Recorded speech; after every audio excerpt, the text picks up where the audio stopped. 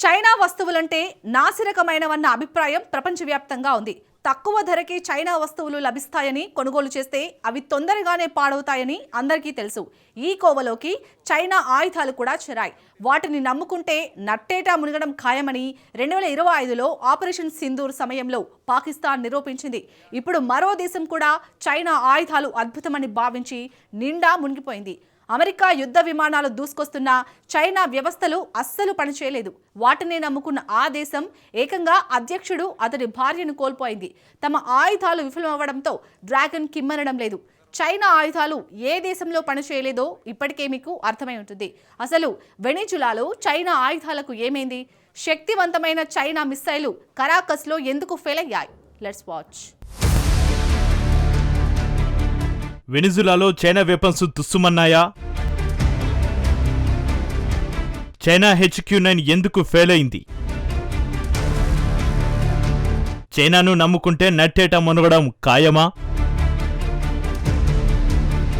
America అధ్యక్షుడు Donald Trump చేసిన పని చాలా మందికి నచ్చవచ్చు, లేదంటే నచ్చకపోవచ్చు. కానీ ఒక విషయాన్ని మాత్రం ఎవరూ కాదనలేరు. వెనిజులాపై అమెరికా చేపట్టిన సైనిక చర్య మాత్రం తిరుగులేని విజయం సాధించింది. వెనిజులా రక్షణ వ్యవస్థను అమెరికా సైన్యం నిర్వీర్యం చేసింది. ఒక్కసారిగా మెరుపు దాడి చేసి అధ్యక్షుడు నికోలస్ మదురో ఆయన భార్యను బంధించారు. ఎలాంటి హంగామా లేకుండా అక్కడి నుంచి బయటపడ్డారు. అమెరికా నుంచి ఎలాంటి ప్రాణ నష్టం గానీ ఆస్తి నష్టం గానీ సంభవించలేదు. ఈ ఆపరేషన్తో అమెరికా సైన్యం ఎంతటి సమర్థవంతమైనదో స్పష్టంగా తెలిసి వచ్చింది. ఇక్కడి వరకు బాగానే ఉంది. కానీ వెనిజులా సైడ్ ఏం జరిగింది? కరేబియన్ దేశం ఎలాంటి ఆయుధాలను వాడింది? ఎందుకు వెనిజులా ఆయుధాలు ఫెయిల్ అయ్యాయి? అసలు విషయానికి వస్తే వెనిజులా వినియోగిస్తున్న ఆయుధాల్లో కొన్ని చైనా మేడ్ ఉన్నాయి. నిజానికి వెనిజులాలో చైనా మేడ్ వెపన్స్ స్టోరీ 2006లో మొదలైంది. ఆ సమయంలో వెనిజులా ఆయుధ కొనుగోలపై అమెరికా ఆంక్షలను విధించింది. దీంతో పశ్చిమ దేశాల ఆయుధాలను వెనిజులా కొనుగోలు చేయకుండా బ్రేక్ పడింది. దీంతో వెనిజులా ఏ దేశాల వైపు మొగ్గు చూపింది? రష్యా చైనా ఆయుధాలను కొనుగోలు చేసేందుకు కరాకస్ ఆసక్తి చూపింది. 2010 నుంచి 2020 వరకు వెనిజులా ఆయుధ దిగుమతుల్లో 60% రష్యా వెపన్స్ ఉండేవి.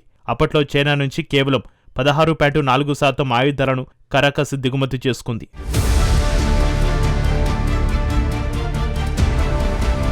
సో వెనిజులాకు అత్యధికంగా ఆయుధాలు అందించిన జాబితాలో బీజింగ్ 2వ స్థానంలో ఉంది. అంతేకాదు లాటిన్ అమెరికాలో చైనాకు అతిపెద్ద కస్టమర్గా వెనిజులా మారింది. అయితే ఎలాంటి ఆయుధాలను వెనిజులాకు చైనా విక్రయించింది? ఇందులో ప్రత్యేకించి 3 రకాల వ్యవస్థలు ఉన్నాయి. ఇందులో మొదటిది JV-27A రేడార్. ఇవి లాంగ్ రేంజ్ నిఘా రేడార్లు. ఈ రేడార్ ఆఖరికి అమెరికాకు చెందిన అత్యాధునిక స్టెల్త్ ఫైటర్ జెట్ల F-35లను కూడా గుర్తించగలదని డ్రాగన్ గొప్పలు చెబుతోంది. 2025లో JV-27A రేడార్లను 5ని వెనిజులా సిద్ధం చేసింది. వాటి గురించి వెనిజులా రక్షణ మంత్రి అప్పట్లో అద్భుతమని పొగిడేశారు. చైనీస్ రేడార్లు విజయవంతంగా F-35 యుద్ధ విమానాలను గుర్తించినట్టు వెల్లడించాడు. ఈ ప్రపంచంలోని అత్యంత అడ్వాన్స్డ్ రకానికి చెందినవి F-35 యుద్ధ విమానాలు.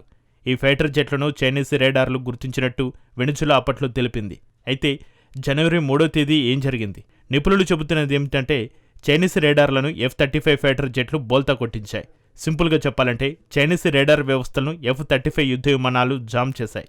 దీంతో వెనిజులా వద్ద ఉన్న JV-27 వ్యవస్థ పనిచేయకుండా ఆగిపోయింది. ఇక వెనిజులా మోహరించిన మరో ఆయుధం JYL-1. ఇది కూడా చైనీస్ రేడార్. ఇది కూడా స్టెల్త్ ఫైటర్ జెట్లను ట్రాక్ చేయడానికి ఏర్పాటు చేసిన రేడార్. ఇది కూడా జనవరి 3న ఫెయిల్ అయినట్టుగా తెలుస్తోంది.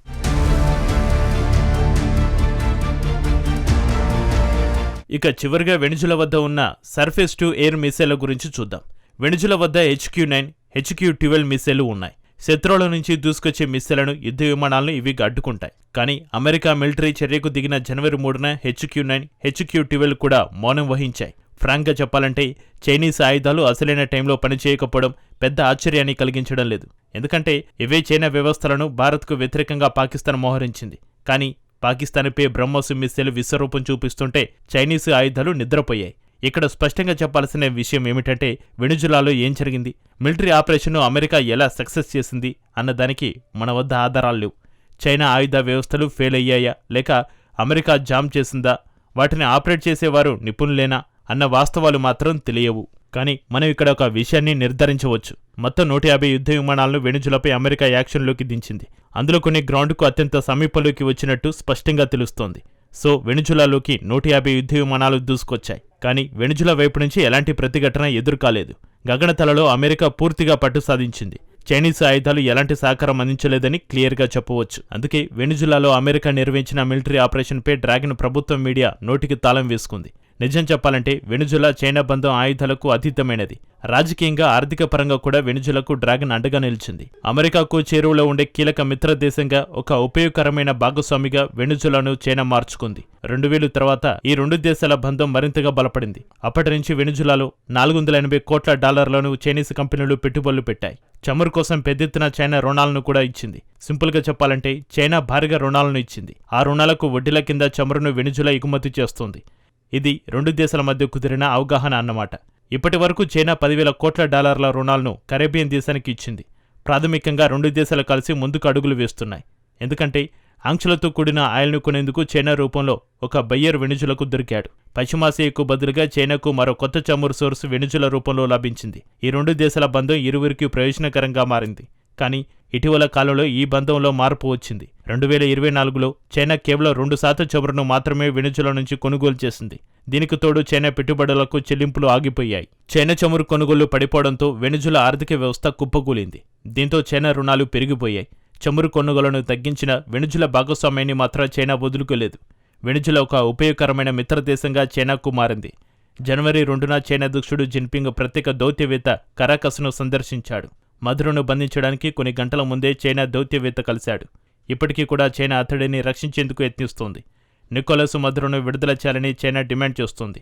మధురో ఆయన భార్యను అమెరికా బంధించి తీసుకెళ్లడంపై చైనా తీవ్ర ఆందోళన వ్యక్తం చేసింది. అంతర్జాతీయ చట్టాలను అమెరికా తుంగలోకి తొక్కిందని చైనా మండిపడింది. కనీసం ఐక్యరాజ్య సమితి అంతర్జాతీయ నియమాలను కూడా అమెరికా పాటించలేదంటూ బీజింగ్ విమర్శించింది. మధురో ఆయన భార్యకు వ్యక్తిగత భద్రత కల్పించాలని చైనా డిమాండ్ చేసింది. ఆ ఇద్దరిని వెంటనే విడుదల చేయాలని డ్రాగన్ డిమాండ్ చేసింది. అంతేకాదు వెనుజులాలో ఏర్పాటైన కొత్త ప్రభుత్వాన్ని చైనా నిశితంగా పరిశీలిస్తోంది. అయితే కొత్త ప్రభుత్వం బీజింగ్తో టచ్లో ఉంటుందా లేక అమెరికాకు లొంగిపోతుందా అన్న దానిపై డ్రాగన్ అంచనాలు వేస్తోంది. అదే సమయంలో మధురను అమెరికా బంధించడాన్ని చైనా ఒక అవకాశంగా భావిస్తోంది. ఇందులో మొదటి ఛాన్స్ అభివృద్ధి చెందుతున్న దక్షిణ దేశాలన్నింటినీ ఏకం చేయాలని డ్రాగన్ యత్నిస్తోంది. వాస్తవానికి అభివృద్ధి చెందుతున్న వెనుకబడిన దేశాలన్నీ అమెరికా చర్యలను ఖండించాయి.